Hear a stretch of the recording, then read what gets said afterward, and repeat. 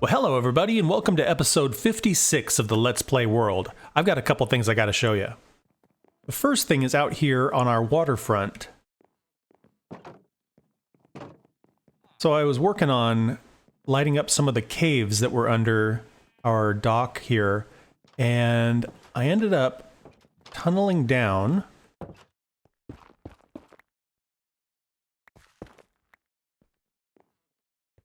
I saw a lot of bad guys all in one spot. Oh, this is annoying. You can see I've gone in all kinds of different directions here, lighting things up. Lots of ravines, lots of caverns. So you can see down here, there's a lot of guys.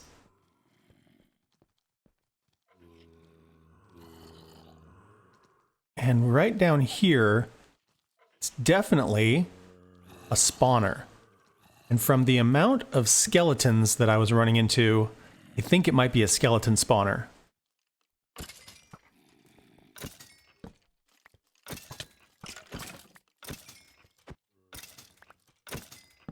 That is definitely a skeleton spawner. That is fantastic. We really lucked out.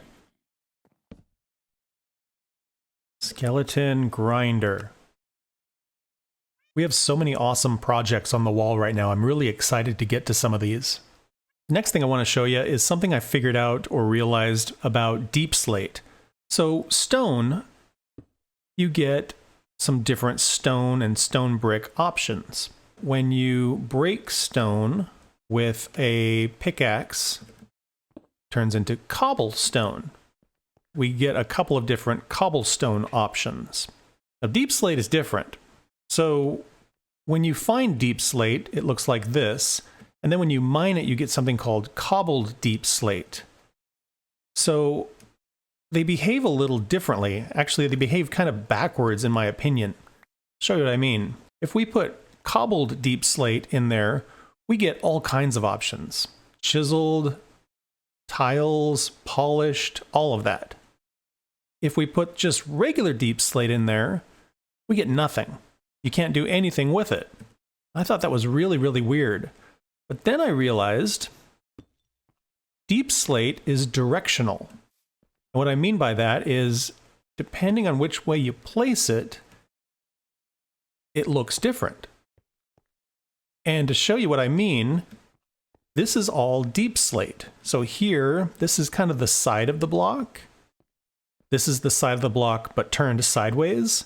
And then this is what the top and the bottom of the block look like. It's really, really interesting because you get some really different patterns out of a single block.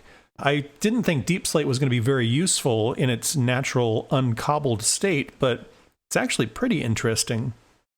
And just to compare, this is cobbled deep slate. So here we have natural deep slate, the side texture, natural deep slate, the side texture turned sideways, natural deep slate, the top and bottom texture, and then cobbled deep slate.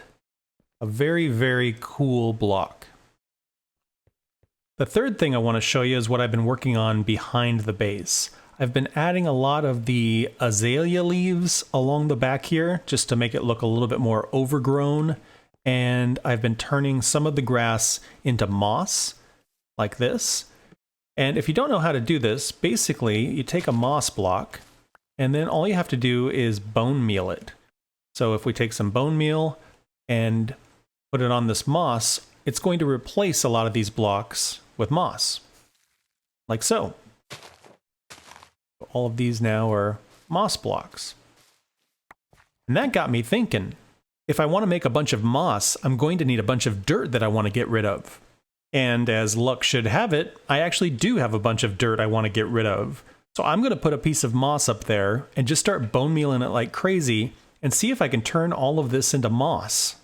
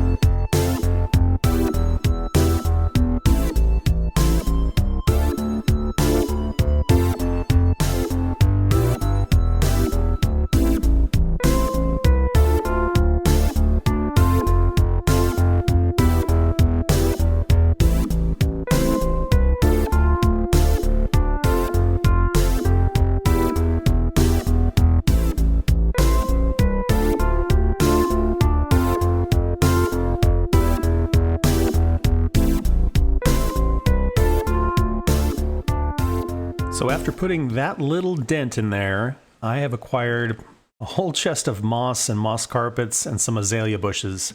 So I don't know that I need to turn this whole thing into moss, but it is a pretty cool way of getting rid of stone. Whenever you bone meal it, it just transitions really quickly, so that's kind of cool. The other thing I thought that was interesting is how it spills over.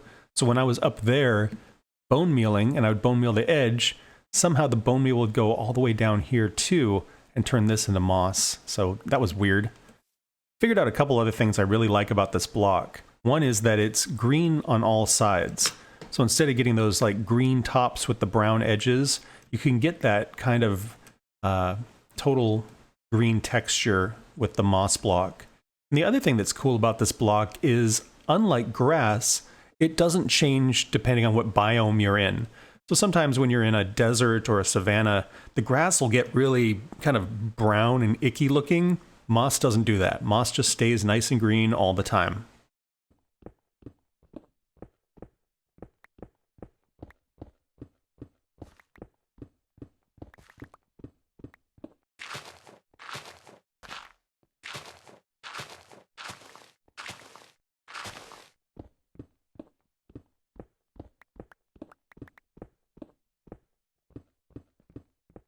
We're very slowly making progress here. This will definitely take a few more passes, but we at least have a little bit of room where we can start building things, and this is starting to take a little bit of shape as far as what the hill is going to look like. So we'll get to that in the future. Today, I think I want to add one more building to our village, and I was thinking about this corner here. I want to do something in a similar style, but I want to use different materials. And I also am thinking about, since it's a corner, should the building face this direction or should it face this direction? So let me gather some things up, and just like last time, we'll just kind of freestyle something and see what we come up with. Here's what we're going to go with. We're going to do primarily stone and oak.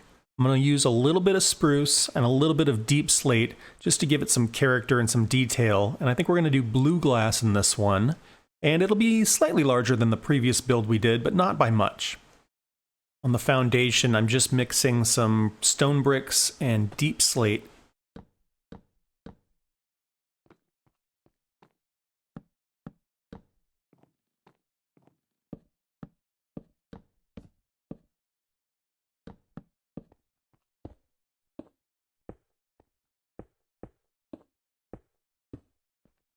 I really like how oak and stone are obviously the main elements, but there's just this little touch of deep slate that adds a lot of detail and character to the build.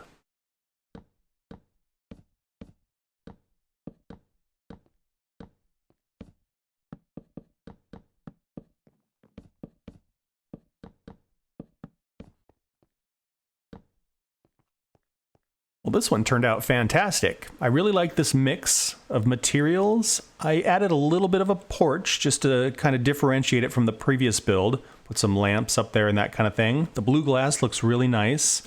And then I did a ceiling, or roof rather, with slabs rather than stairs. So it's real low profile. Kind of ranchy looking. And it looks just great, I think. In between the two buildings, I filled it in with a little bit of vegetation so we don't get mobs creeping through. And yeah, I think that is a fantastic addition to our village. I wanted to show you guys in here, I did acquire a couple of new heads. I've got the spider head, which I don't think I've ever gotten ever, which is kind of cool. A cat head up there. A couple of new villagers, that sort of thing. And then I put some more item frames up here so that we can keep housing our items and artifacts up here, along with the king's sword. And for those of you who've been following along with our curse situation, you know that now that we have the king's sword, we have the right to rename the kingdom, and renaming the kingdom will break the curse and allow us to finally kill Malmog and all of the minions. I gave it a little bit of thought, and I think I'm going to rename the kingdom of Bahari to Xanadu. Ooh, fancy. Xanadu has a couple of different things. It's a mythological thing. It's from Citizen Kane. It was a really cheesy 70s musical. So anyway, it's a really cool word, and I think it fits as a kind of special and magical kingdom. So from here on out, this is Xanadu.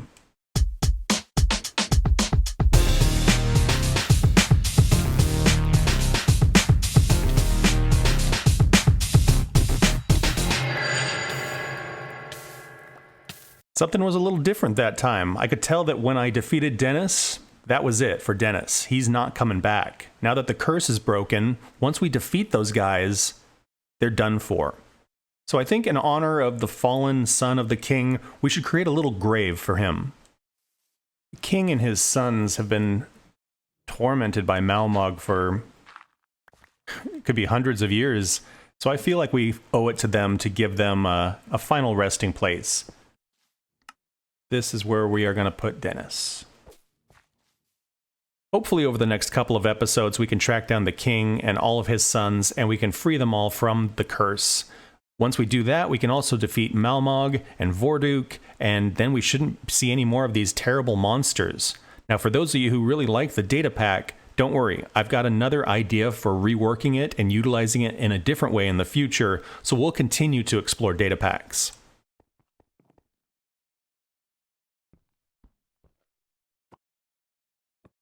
There's our new house. That looks fantastic. And up top here, you can see the terraforming work that we're doing. Long way to go on that. And that's where we're going to wrap this one up. Thank you guys so much for watching. I hope you had fun. Please like and subscribe if you want to follow along on the adventure. And I hope to see you guys in the next one. Bye-bye.